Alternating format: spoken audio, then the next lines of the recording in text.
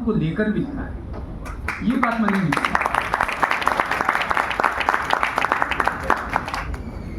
मैं अक्सर सोचता रहा हूं कि रहीम ने हिंदी काव्य लिखा और वो तन्मय वाले भक्त कवि नहीं थे, रसखान की तरह कवि नहीं।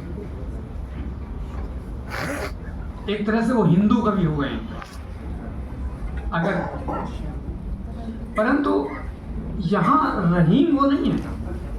रहीम इस्लामिक विद्वान है, अपने धर्म की पहचान रखते हैं, परंतु कहीं उसे रेखांकित करने की कोशिश नहीं करते हैं। हो सकता है उनका फारसी काव्य, जैसे कि कहा गया कि अभी हिंदी में नहीं आया है, हो सकता है उसमें हमें कहीं देखने को मिले और वो बड़ा दिलचस्प होगा।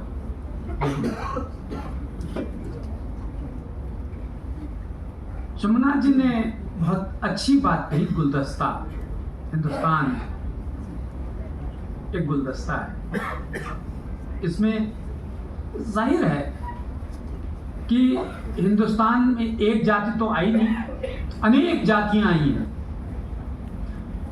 शाह को हूं सबके उल्लेख किए गए, मैं उनको दोहराऊंगा नहीं। और वो यहीं रच बस गए, हमारे जीवन का हिस्सा बन गए।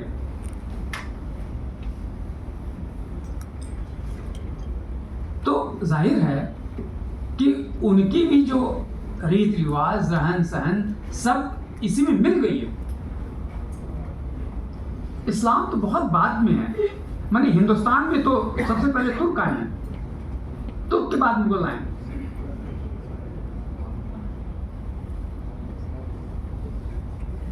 तो ये सारी चीजें एक साथ हमने घुली मिली हैं, इनको अलग अलग रेशिटेशन नहीं किया जा सकता।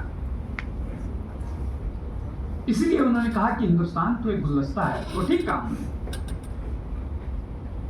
और उसमें रहीम तो जीवन के संघर्षों से तप कर निकले हैं। उन्होंने दो एक्सट्रीम्स देखे, जैसे द्विवेदी जी ने बताया, विरुद्धों का सामंजस्य कह सकते हैं उनको, कि एक वैभव का साम्राज्य भी देखा और एक जेल में पड़े हुए सड़ते हुए पैसे के लिए मोहताज भी थे।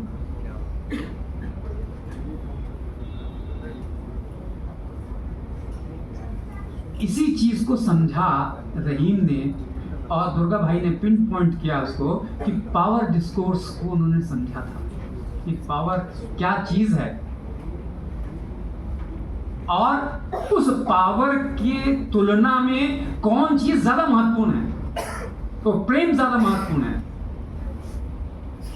वो मनुष्यता ज्यादा महत्वपूर्ण है, जिस मनुष्यता की बात रहीम अपनी रचनाओं में, अपनी सृजनात्मकता में बार बार करते हैं।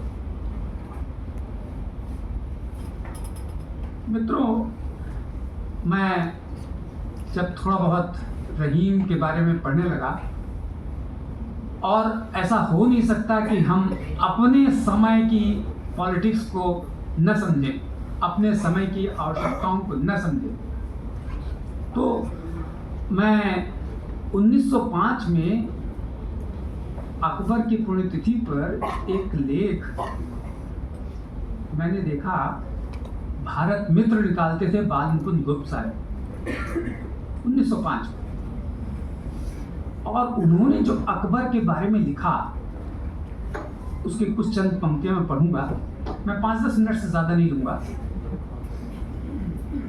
पढ़कर मैं सोचने लगा कि क्या आज उसी तरह लिखा जा सकता है क्या, जो 1905 माने 125 साल पहले लिखा गया था।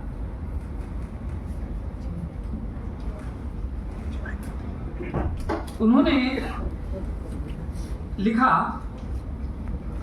बाल मुकुंद गुप्त जी ने, शांति और सुशासन का वह बड़ा पक्षपाती था। अकबर के बारे में लिख रहे हैं, शांति और सुशासन का वह बड़ा पक्षपाती था। अकबर दुनिया के नेक नाम बादशाहों में से था।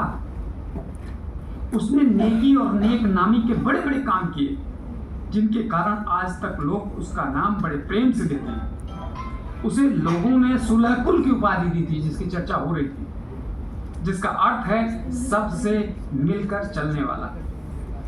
अकबर में सबसे बड़ा गुण यह था कि उसे किसी जाति, किसी संप्रदाय, किसी धर्म से द्वेष नहीं था। हिंदुओं को उसने ऐसा प्रसन्न किया कि वो उस पर जी जान से मोहित थे। हिंदुओं ने उसको जगत गुरु तक की उपाधि दे डाली थी। हिंदी और संस्कृत की पुस्तकों में अकबर की बहुत कुछ प्रशंसा लिखी गई। मेरे मन में सवाल आया कि क्या आज ऐसा अगर कोई लेख लिख दे किसी मुस्लिम शासक के बारे में तो क्या होगा उसका? माने हम जो 125 साल पहले थे और जो हम आज हैं उसमें आगे बढ़े कि पीछे की तरफ जाए?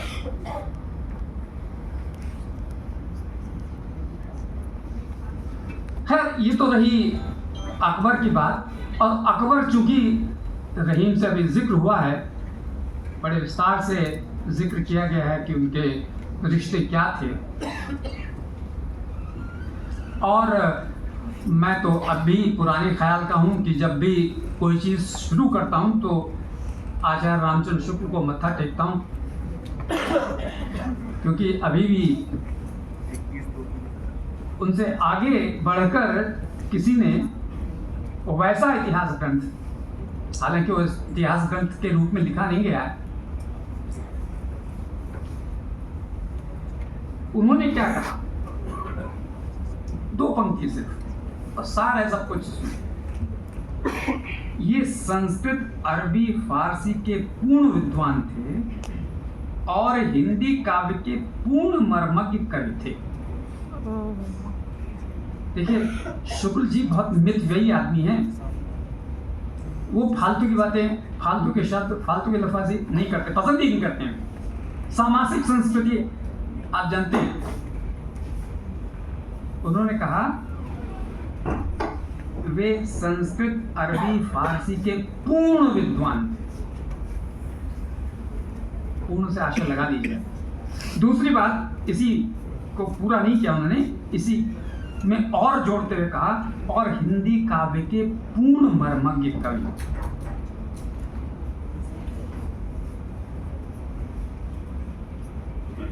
ऐसे रहीम को जब हम आज देखते हैं तो क्या आज के समय के साथ उसे जोड़ेंगे कि नहीं? और आज के समय के साथ जोड़ेंगे, बहुत सारे लोग तो शायद आप जानते हो, हिंदी वाले तो हम अपने तक महदूद रहते हैं, सीमित रहते हैं। अभी हैदर भाई ने एक किताब दिखाई थी आपको, शायद देखी हो आपने, वो नवीनतम पुस्तक है। एक आगा खां ट्रस्ट है, बहुत अमीर ट्रस्ट है, जिसने इधर हुमायूं टॉम्ब और इधर निज़ामुद्दीन की तरफ सुंदर नर्सरी में बहुत कुछ काम करवाया है। उसने 2016-17 में एक किताब अंग्रेजी में लिखी, और उनका मानना ये अंग्रेजी वालों का कि रहीम जो हिंदी में रहीम है, ये कोई वो रहीम नहीं है, वो कोई दूसरे रहीम है, कोई मानती है। ये वर्नाकुलर लैंग्वेज में एक गंवारू भाषा में रहीम क्यों लिखेंगे इतना बड़ा आदमी, ऐसा उनका मानना है। इस पर अनेक लेख भी हैं। अभी हरीश त्रिवेदी का एक लेख है, अपने अपने रहीम, जो कई जगह छप चुका है, साखी में बाद में समालोचन भी आया।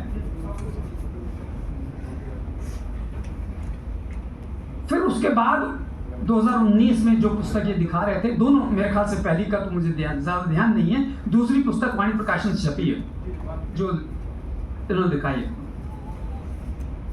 तो रहीम के बारे में जो जानकारियां होनी चाहिए वो अभी भी हिंदी में उपलब्ध नहीं है पूरी तरह से। तो मेरे लिए सवाल ये था कि रहीम इतना बड़ा स्कॉलर है, इस्लाम के बारे में कम नहीं जानता और हिंदी में तो डूबा हुआ है, तो ये सवाल उठता है कि उसने अपने धर्म को लेकर जैसे आज कट्टरता है वैसी कट्टरता क्यों नहीं दिखाई? इस्लाम को तो कट्टर माना जाता है, ये एक रेटोरिक है कि इस्लाम कट्टर है,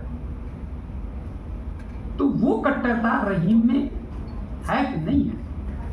इसलिए मैंने कहा कि हैदर भाई ने जो बताया कि उन्होंने कुरान और राम को लेकर एक जगह लिखा है, वो मैं देखना चाहता हूँ।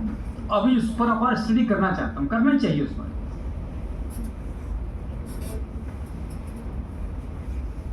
मित्रों, उस पर ढेर लोगों ने, माने हमारे नवजागरण कालीन लोगों ने बहुत लिखा है। प्रेमचंद ने अपने हंस में लिखा है, श्याम नारायण कपूर ने बहुत सुंदर 2-3 लेख लिखवाए, और कविवर रहीम और उनका पुस्तकालय, ये एक हंस में लेख है। माने उनका पुस्तकालय कितना बड़ा और कितना प्रसिद्ध पुस्तकालय था, उसका उल्लेख मुआसरे रहीम से, जीवन चरित्र जो रहीम का, उसमें पता चलता है कि लगभग 95 विद्वान रहीम के आश्रय में हर वक्त रहते थे, और आने जाने वालों की संख्या बहुत थी, जिसकी चर्चा 400-500 तक बताई गई। मोहम्मद शरीफ बकुई नेशापुरी खुरासान का प्रतिष्ठित विद्वान और कवि था। वह रहीम का पुस्तकालय देखने खुरासान से भारत आया था। नेशापुरी ने रहीम की प्रशंसा में बहुत सी रचनाएं की हैं। इराक का मशहूर शायर सऊद सूरफी ने भी रहीम की प्रशंसा में कविताएं लिखी। यह हंस का लेख है जो प्रेमचंद ने छापा था 1930 के आसपास।